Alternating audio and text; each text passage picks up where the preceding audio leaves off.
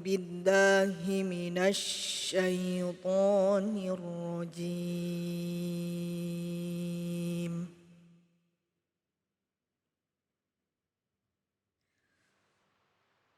بسم الله الرحمن الرحيم.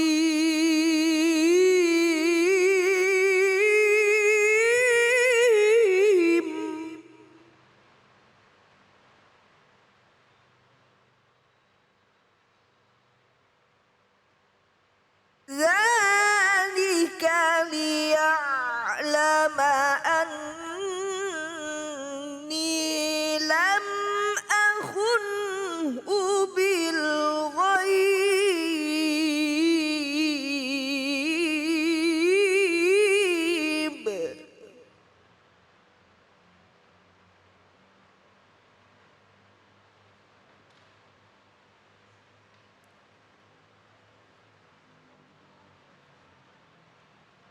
ليعلم أني لم أخنه بالغيب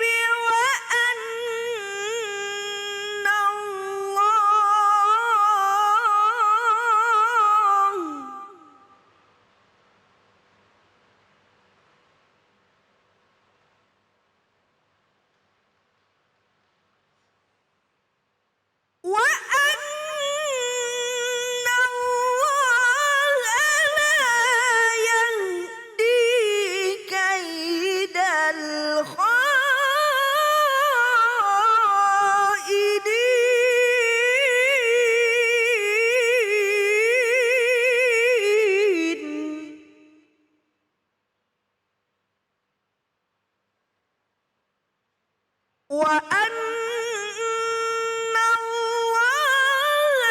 لا يهدي كيد الخائنين. Sadaqallahul Aliyyul Azim.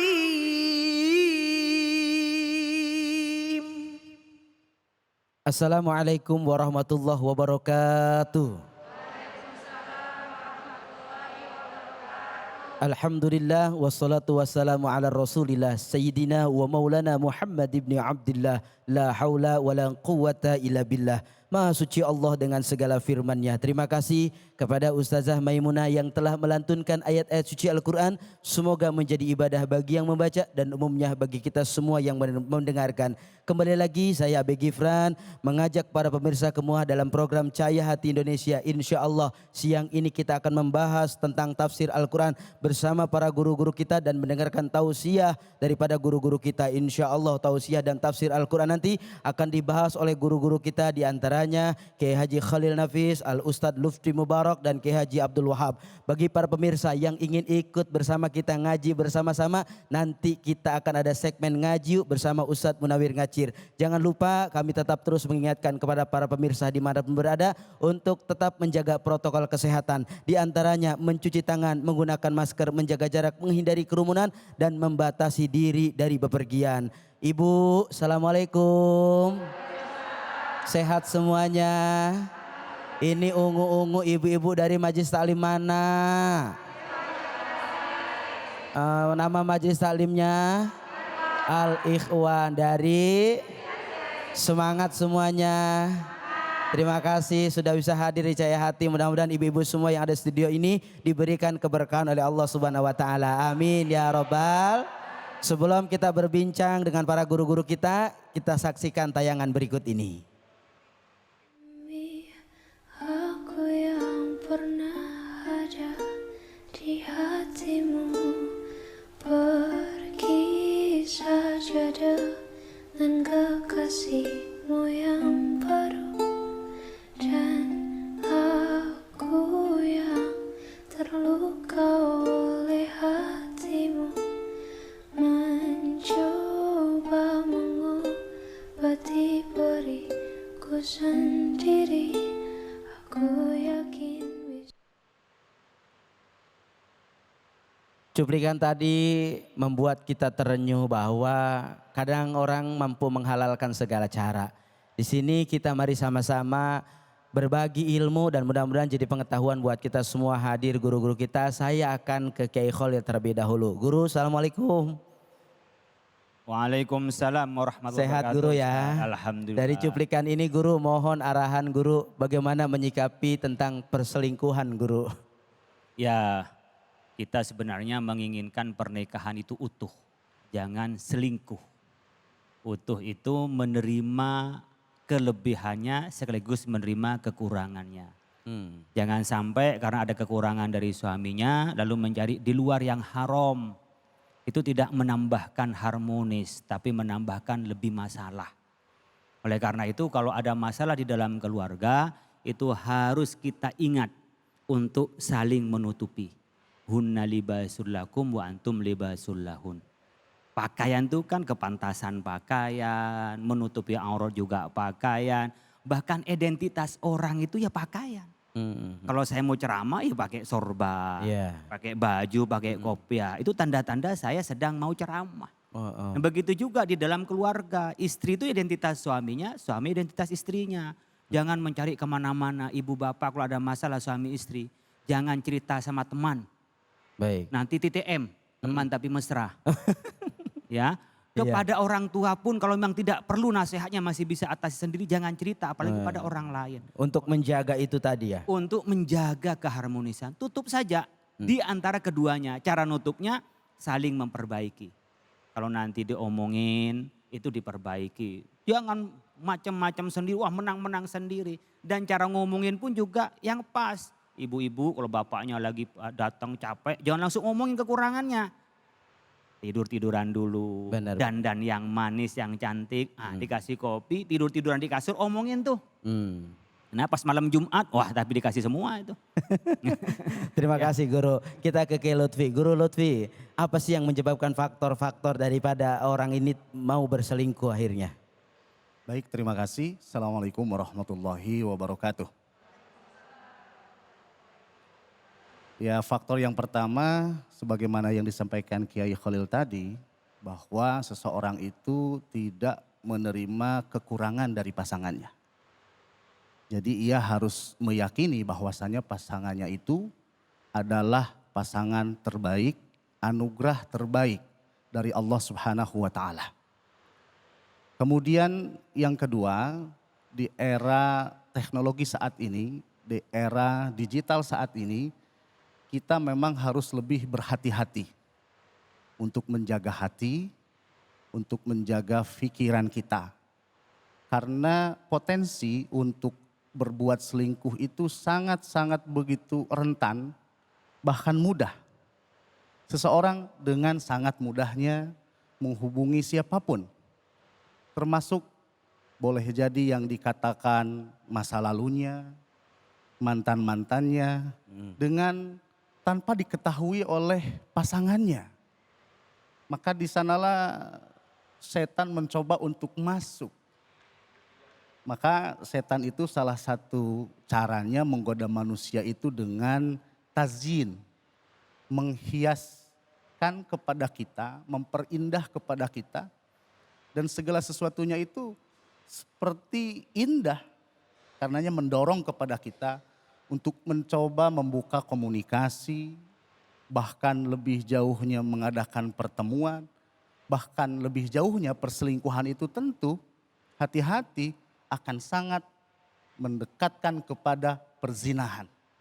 Oleh karena itu, jaga hati, jaga pikiran kita semua, sepanjang tidak ada urgensi dan kepentingan kita semua untuk berkomunikasi, lebih baik tidak. Itu barangkali. Terima kasih Kiai Lutfi. Kiai ke Kiai Abdul Wahab. Kiai, bagaimana hukum daripada perselingkuhan ini dan ancaman terhadap perselingkuhan itu sendiri? Baik, terima kasih. Assalamualaikum warahmatullahi wabarakatuh. Waalaikumsalam warahmatullahi wabarakatuh. Bahwa jelas musuh di dalam kehidupan kita itu adalah setan. Dan setan itu selalu menggoda, ada yang ditugaskan untuk menggoda rumah tangga seseorang sehingga orang itu berlaku selingkuh. Maka daripada itu di dalam diri kita ada hati yang bahasa Arabnya disebut dengan kolbun. Kolbun itu berarti sesuatu yang berbolak-balik. Maka di dalam doa kita selalu berdoa, ya muqallibal qulub, tsabbit qalbi ala dinil Islam. Wahai zat yang maha membolak-balikan hati, kuatkanlah hati kami ini agar tetap di dalam agama Islam. Karena di dalam hati ini merasuk setan yang disebutkan di dalam Al-Quran, minal jinnati wan nas. Jadi setan itu jenisnya ada dua, yang mengganggu hubungan rumah tangga orang, yang mengganggu kehidupan orang sehingga orang berbuat hal-hal yang negatif. Yang pertama namanya minal jinnati, yang kita kenal di dalam surah An-Nas.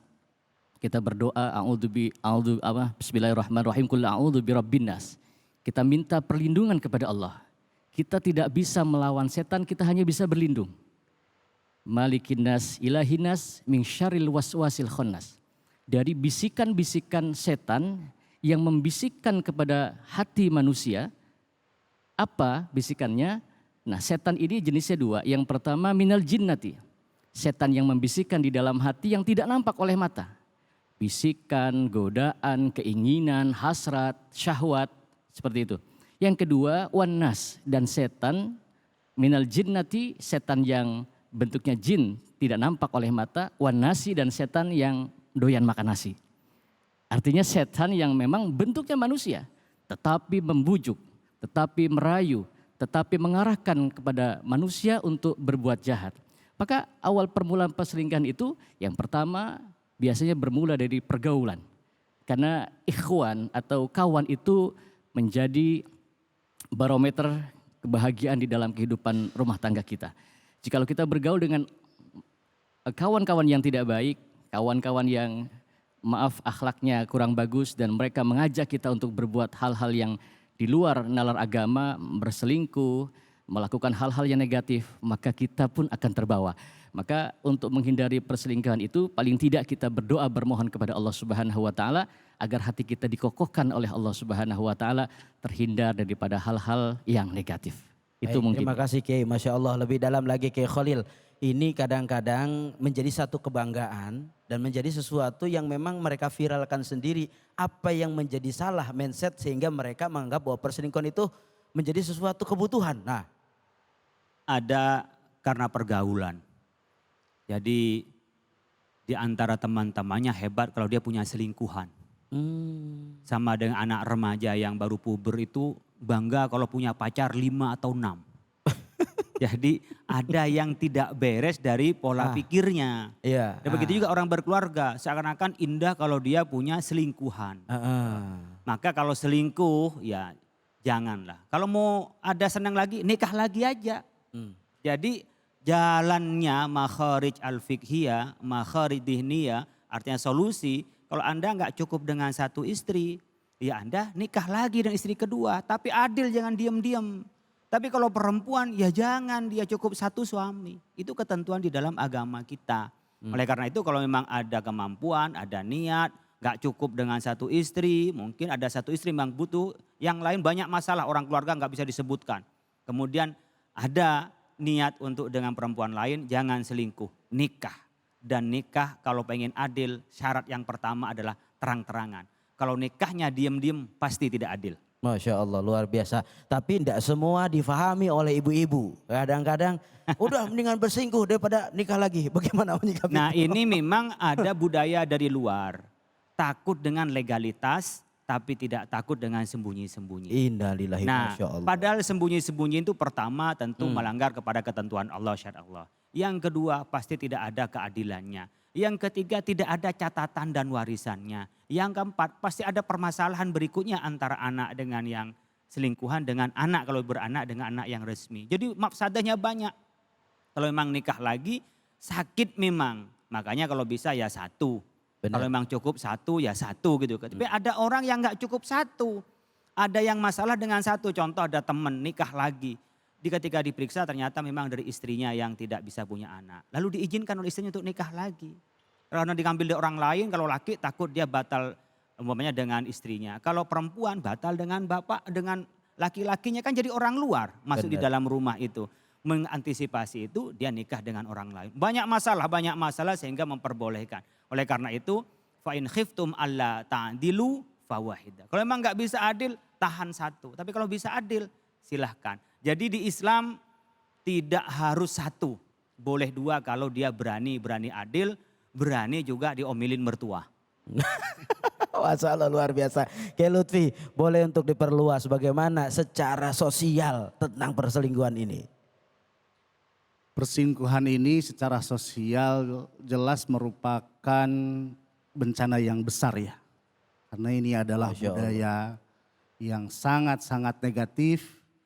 Karenanya ya kita harus mampu sekali lagi untuk menghindarinya. Kita sudah mengetahui rambu-rambu agama. Mana yang boleh, mana yang tidak boleh. Maka ketika siapapun orang yang terbersih, terfikir saja, kata Allah Subhanahu wa taala, A'udzubillahi minasyaitonirrajim, innal ladzina taqaw idza massahum ta'ifum minasyaitani tadzakkaru fa idzahum mubsirun, kan begitu. Sesungguhnya orang-orang yang bertakwa itu apabila disentuh oleh setan, digoda oleh setan, tadi diperindah, dimotivasi untuk melakukan dosa, termasuk perselingkuhan. Yang dimulai boleh jadi dari komunikasi. Tadzakkaru. Dia harus tersadar. Dia harus ingat kepada Allah. Dengan beristighfar. Astaghfirullahaladzim. Fa idzahum mubsirun. Maka seketika itu pula dia menyadari kesalahannya. Amin. Terima Jadi, kasih guru. ini satu hal yang harus secara masif kita kampanyekan bahwa bagaimanapun pernikahan adalah solusi terbaik dalam kehidupan kita ini. Terima kasih Kiai Lutfi. Terakhir untuk Kiai Abdul Wahab, bagaimana cara kita menyadari agar kita menjadi pemimpin dalam rumah tangga yang baik dan begitupun menjadi istri yang taat kepada suaminya. Terima kasih. Laki-laki ar-rijalu qawwamuna 'alan nisa. Bahwa jelas laki-laki itu sebagai pemimpin daripada wanita. Perselingkuhan itu muncul biasanya dikarenakan adanya merasa ketidakadilan bagi wanita. Kenapa kalau laki-laki itu boleh menikah lebih daripada satu, tetapi kami sebagai wanita tidak boleh punya suami dua. Begitu Bu ya? Nah, ini yang dikatakan di dalam Al-Quran sudah wanti-wanti. Al-Quran berkata, "Fankihu ma tobalakum minan nisa'i mathna." Nikahilah wanita-wanita yang kau sukai, masna. Allah sebutkan dua dulu, bukan satu. Artinya apa? Keberhasilan seorang laki-laki untuk berpoligami itu besar. Artinya masna dulu Allah sebutkan. Kenapa masna? Karena Allah tahu semua laki-laki itu pengen poligami. Nah, muncul ketidakadilan. Kenapa laki-laki boleh dua, boleh tiga, boleh empat? Fa in khiftum alla ta'dilu, tadi dikatakan oleh Pak Kiai Khalil Nafis. Jikalau engkau tidak bisa berlaku adil, maka satu. Satu pun itu enggak habis-habis. Ya. Maka dari muncul merasa ketidakadilan seorang wanita, mengapa Allah membolehkan laki-laki menikah lebih daripada wanita daripada satu, sedangkan kami wanita tidak boleh? Jawabannya adalah karena sudah ditakar oleh Allah. Wanita itu ibarat tempat dan laki-laki itu ibarat botolnya. Botol airnya boleh kemana saja, tetapi tempat tidak boleh bercampur dengan air apa saja. Kalau kita minum teh, minum kopi, di gelas yang sama kita campur, niscaya air itu akan jadi air comberan. Dengan mengangkat harkat derajat wanita ini, Allah ngerti. Maka untuk menghindari perselingkuhan dan menjadikan seorang laki-laki menjadi imam di dalam kehidupan rumah tangganya, banyak yang kita jadikan sebagai contohnya. Contohnya para nabi, para aulia ya. Dan sebagai seorang wanita harus menyadari bahwa dirinya adalah makmum yang tidak bisa disamakan derajatnya dengan laki-laki. Maka dengan kesadaran itu insya Allah sebagai wanita akan terus taat kepada pemimpinnya, kepada suaminya. Dan insya Allah tidak akan terjadi perselingkuhan. Terima kasih. Terima kasih para guru-guru semua yang telah memaparkan dan berbagi ilmu kepada kita semua.